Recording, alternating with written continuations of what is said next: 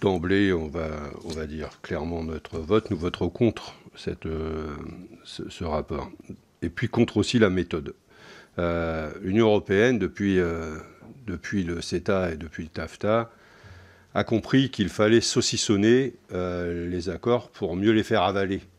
Et c'est ainsi que l'on se retrouve avec des morceaux d'accords, certains devant passer pour ratification dans les États et d'autres relevant, selon la Commission européenne, relevant de la question commerciale. Et cette question, selon elle, toujours, et pas forcément selon les textes européens, comme l'a dit la Cour européenne de justice, selon la Commission, n'ont pas besoin d'être ratifiés par les États. Ainsi, on se retrouve avec des accords de partenariat stratégique, etc. Alors qu'avant, tout au début, on était dans les accords de libre-échange, point. Il n'y avait pas tous ces accords ainsi morcelés. Donc déjà, sur la méthode, on ne peut pas la cautionner. En tout cas, les députés communistes refusent de la cautionner.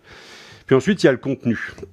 Au niveau du contenu, la rapporteure a souvent pris comme expression les valeurs communes. Alors, on va prendre quelques valeurs communes et on va vérifier d'ailleurs entre nous si elles sont communes. On a parlé des droits de l'homme, des libertés fondamentales. L'article 30 encourage la coopération entre les parties sur les secteurs de l'emploi et des affaires sociales. Il est néanmoins constaté que le Japon n'a pas ratifié 2 des conventions fondamentales de l'Organisation internationale du travail, la convention concernant la discrimination en matière d'emploi et de profession, et la convention sur l'abolition du travail forcé.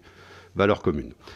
Le Japon régresse en matière d'égalité homme-femme, ça a été dit dans le rapport, mais ce n'est pas une valeur commune, hein. C'est au contraire. Devant cette situation, nous devrions réagir fortement. C'est pas moi qui le dis, c'est le Forum économique mondial qui analyse 4 domaines politiques, l'économie, l'éducation et la santé, publié en 2019, qui indique que le Japon se place à la 121e place sur 153 pays. Donc peut-être ça pose problème. Valeurs communes également, coopération sectorielle, article 23-24 de l'accord de partenariat, environnement et lutte contre le changement climatique.